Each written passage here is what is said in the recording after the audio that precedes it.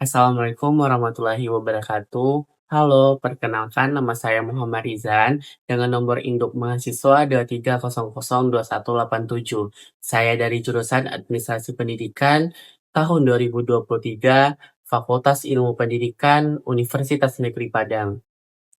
Tujuan saya membuat video ini adalah untuk menyelesaikan ujian tengah semester dengan mata kuliah Pendidikan Masyarakat, yang dimana diampu oleh Bapak Dr. Muhammad Natsir MPD dan Ibu Rembulan Catra Banyu Biru MPD, yang dimana materi yang saya ambil adalah tentang pendidikan non-formal dan informal adalah sebagian dari jalur pendidikan Indonesia, yang dimana materi ini telah saya pahami selama setengah semester ini. Dari sistem pendidikan di Indonesia terdapat 3 jalur pendidikan. Yang pertama adalah jalur pendidikan formal, yang kedua adalah jalur pendidikan non-formal, yang ketiga adalah jalur pendidikan informal. Dari 3 jalur ini dapat kita bedakan. Yang pertama yaitu jalur pendidikan formal. Pendidikan formal adalah pendidikan yang diatur secara terstruktur seperti sekolah. Sedangkan jalur pendidikan non-formal adalah jalur pendidikan di luar sekolah seperti PKBM, kursus, dan pelatihan. Pendidikan informal adalah jalur pendidikan yang dapat kita lihat atau kita ambil di sekitar kita, seperti dalam lingkungan keluarga dan lingkungan bermasyarakat. Dalam ini dapat ditumbuhkan nilai karakter seperti sikap toleransi dan saling menghargai dan jujur.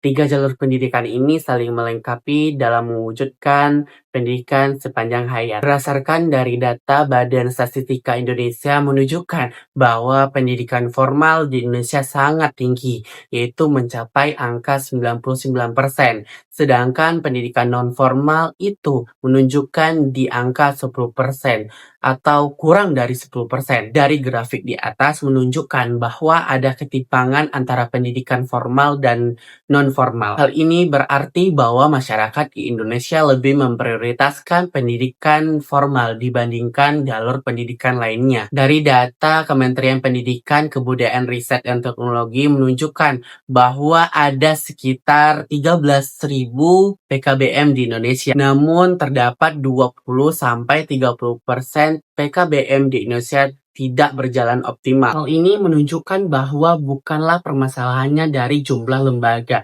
tetapi bagaimana kualitas pengelolaannya. Terdapat beberapa penyebab dari tidak pemanfaatannya pendidikan non-formal dan informal di Indonesia.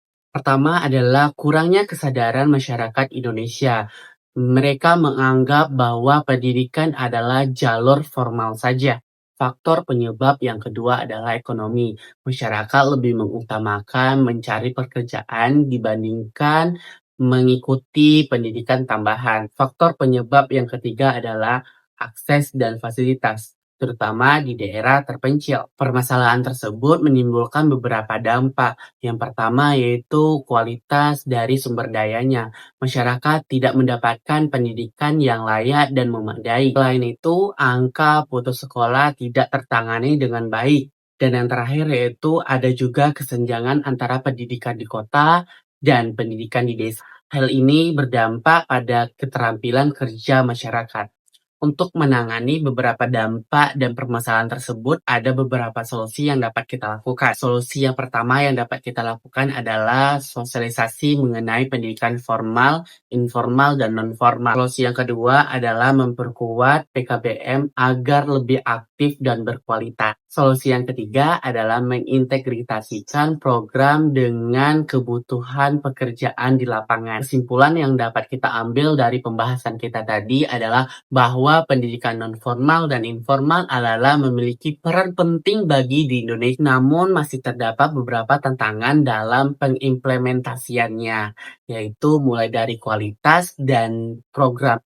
Oleh karena itu diperlukan upaya dari masyarakat dan pemerintah agar 3 jalur pendidikan tersebut berjalan secara baik dan efisien. Terima kasih Bapak dan Ibu, itulah hasil dari penyampaian materi yang telah disampaikan. Saya Muhammad Izan, sekian terima kasih. Wassalamualaikum warahmatullahi wabarakatuh.